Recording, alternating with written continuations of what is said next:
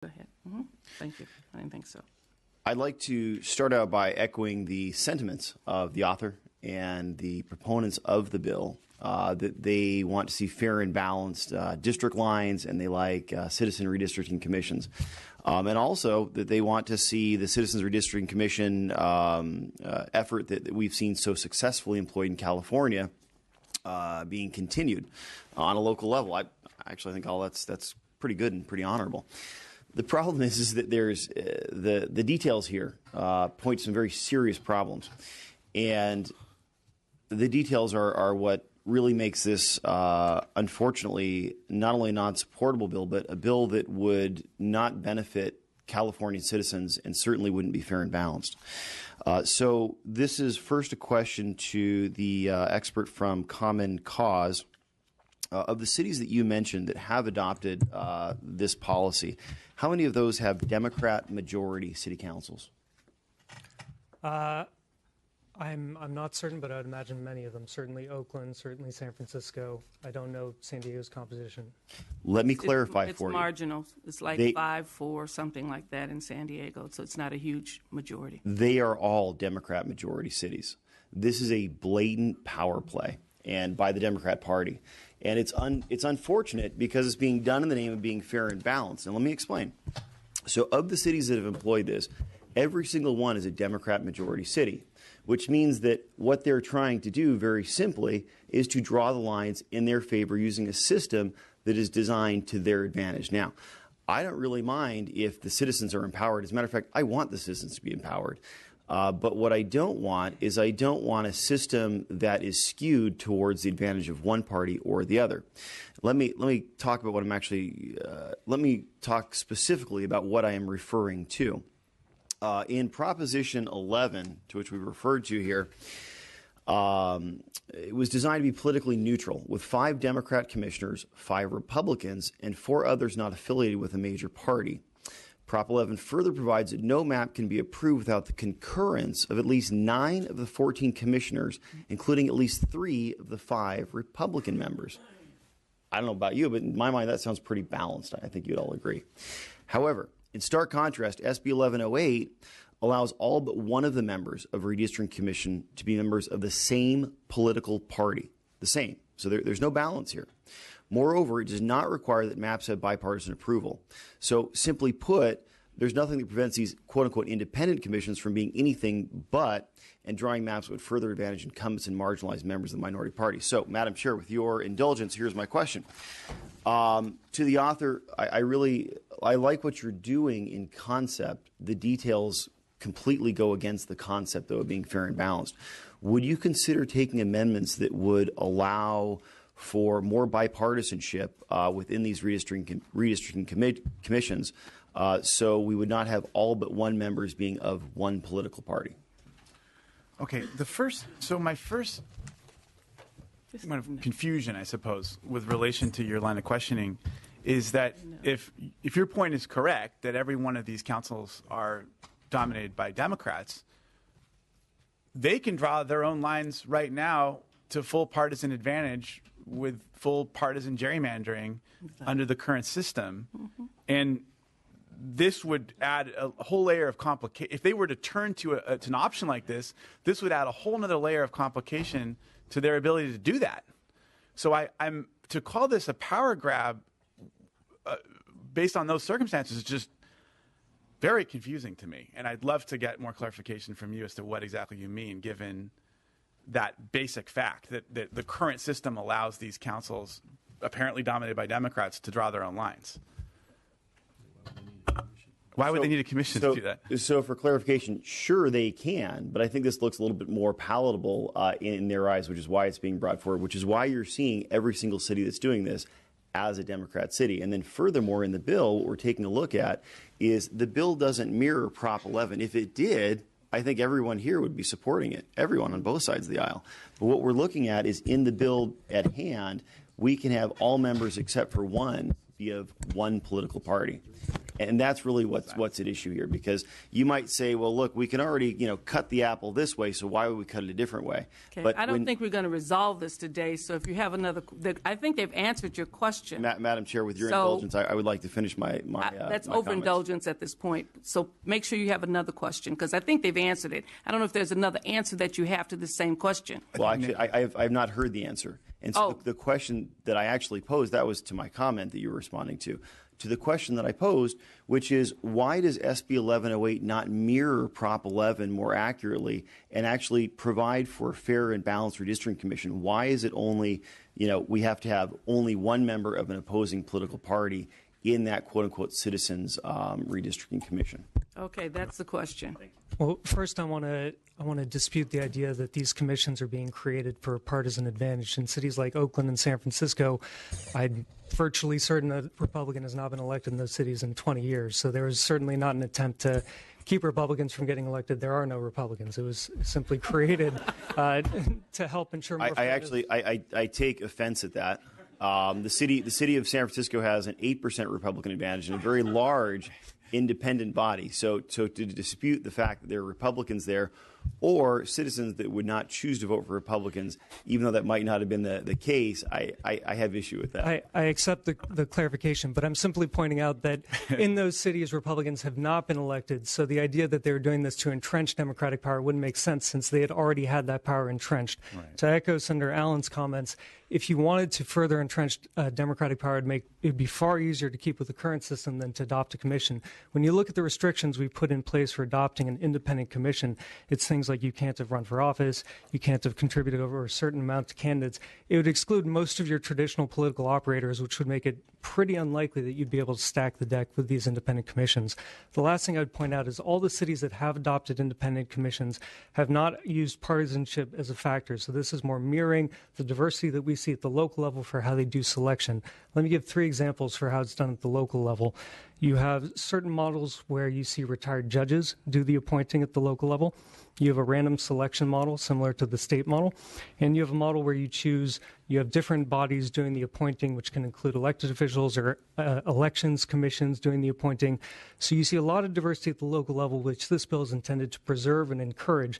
And I think all those systems that we've seen have a high degree of independence that I think can address a lot of the concerns that you're worried about.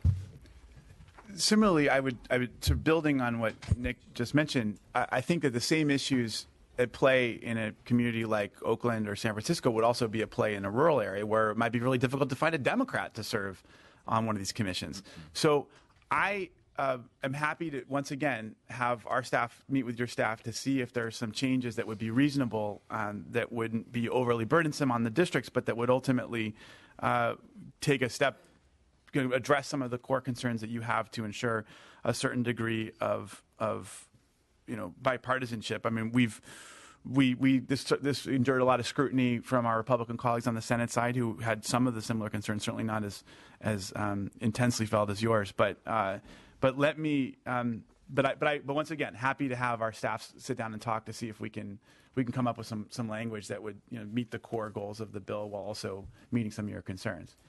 Thank you very much. I appreciate that, and I will again take you up on that offer. And I also appreciate the comments of the expert from Common Cause. I think that, with the selection process that we're talking about, I think there are some really great elements in there.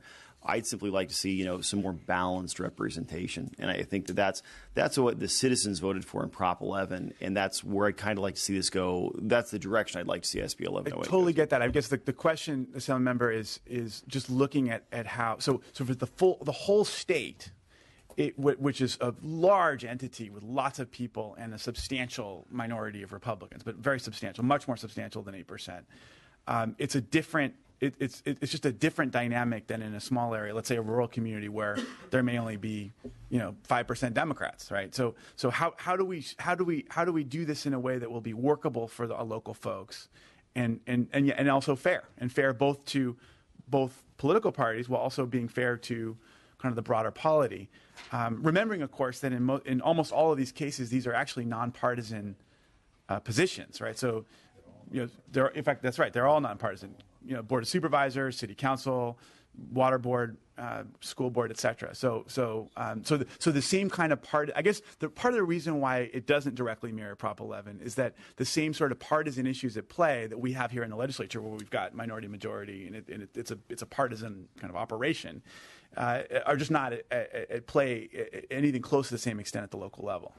But let's talk about it and see if there's some language that we could be amenable to that would make you feel more comfortable. Any other questions, Mr. Harper? And Thank you very Mr. much.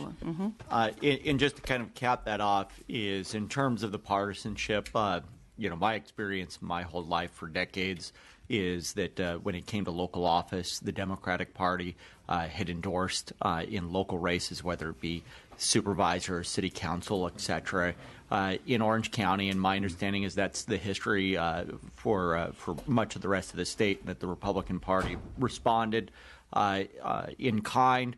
And so, just as we have a top two primary at our level, the distinction between nonpartisan and partisan has been eroding because of the way that we've reformed our laws over time. And I think that's acknowledged in the fact that your bill allows for that minimum of one of each party, and it acknowledges that party sense. And so I'm looking at it in the context of the broader issue of fairness that was in the state ballot initiative. Whether you're in any part of the state, there is representation from both parties, and that fairness was built into the statewide initiative. So the question is, why can't it be in these local initiatives? And I think the issue often is this a power play? Maybe, maybe not. But the issue is should local governments get the credit for a good government reform if it's a hollow reform, one that isn't fair to people of both sides of the aisle? And I think that's where the issue can be, because just as I had argued, you can't get credit for getting foreign money out of state campaigns when you don't prohibit all foreign money out of state campaigns. The question here is, should folks get credit for empowering fair local commissions when they may or may not be perceived as fair? And I think that's kind of the core of the issue and probably merits further conversation. I think he's answered that, and it's almost the same question. Mr. Mullen, you have a question? Okay, you're fine. All right. Any other questions? Okay, I want to thank you. Our recommendation is for support. This bill basically permits the county and the general law city to establish a commission charged with adjusting the boundaries of supervisorial districts or city council districts after each federal census, subject to certain conditions that exist. The existing law, counties and general law cities cannot create redistricting commissions that have the authority to draw district lines. They can only have the ability to create an advisory commission. This bill simply gives local government the ability to create independent redistricting commissions if they are so inclined, and establishes a minimum requirement for those commissions. Redistricting commissions can help provide greater public trust in the redistricting process, and hopefully will result in district lines that provide appropriate representation. As a citizen, as a resident of San Diego County, obviously we have our own redistricting commission. It has worked fairly well. We've never had anyone complain that the Republicans were not empowered or that the Democrats were more empowered or whatever it was. The selection was done rather fairly, very open, very public, no challenges to those who served on the commission, lots of hearings, public hearings, so people had tremendous input. So the whole effort to try to rewrite the power structure of San Diego was not present. I don't think any commission's desire is to empower or to rewrite the reality of California's politics, first of all, that it is heavily Democratic. No amount of commissioning and recommissioning is going to change that. But to be fair and allow voice for all parties and all individuals, and to make sure that the lines are drawn fairly and justly, not based on party, but making sure that individuals are represented, that there's not any gerrymandering away from individuals and parties and groups that need to be adequately represented. And that was the focus on the commission in San Diego. I attended several of the meetings, and much of it didn't revolve around are they Democrats or Republicans. It had a lot to do, are we really empowering the various communities that make up San Diego in terms of the gender issue, the ethnic issues, those kinds of issues were there. And so that became the focus rather than is it a Democrat or Republican, because the reality is people are going to vote their party no matter what. And San Diego's gone from majority Republican to majority Democrat to now kind of an in-between state where we've got 4-4 and maybe one in between. And at the local level, it doesn't seem to be that big a deal. Our Board of Supervisors is 5 Republicans. Well, we have 1 Democrat now, but 4-1. So that doesn't seem to be the major issue driving the commission, even though the city council is 5-4, and you've got all kinds of things taking place in the county as well as in the city. So that having been said, I'm recommending support for this bill to empower the local organizations to do it. San Diego's done it. They've done it fairly well without much rancor. And so I'm recommending a support position for SB 1108, and please call the roll. We need a motion, I'm sorry. Okay, and I'll second it. Matt, just if I may, closing just remarks. A quick close. I can't agree. Your experience is extraordinarily instructive, and the key thing here is that what we're doing is we're taking the line drawing out of the hands of the people who actually benefit the most from from the districts and giving them to some citizens, right? So it's just to separate, just that act of separation is a good government measure in and of itself. And I think your experience is extraordinarily instructive. Let's see what we can work out. But I do think that ultimately this is a win-win for everyone. That's why we had bipartisan unanimous support in the Senate. So with that, I ask for your aye vote. Okay, roll call. The motion is due pass and referred to the Committee on Local Government. Weber? Aye. Weber, aye. Harper? No. Harper, no. Travis Allen? No. Travis Allen, no. Gordon? Lowe? Mullen? Aye. Mullen, aye. Nazarian? Ayes 2, noes 2. Okay, we'll keep the bill open for those who come afterwards. Thank you very much. All right.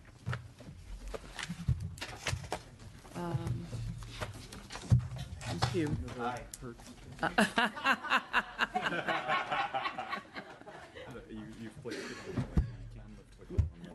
Huh? You can't lift the call right now and let him have it. We'll lift the call to let Mr. Nazarian add on.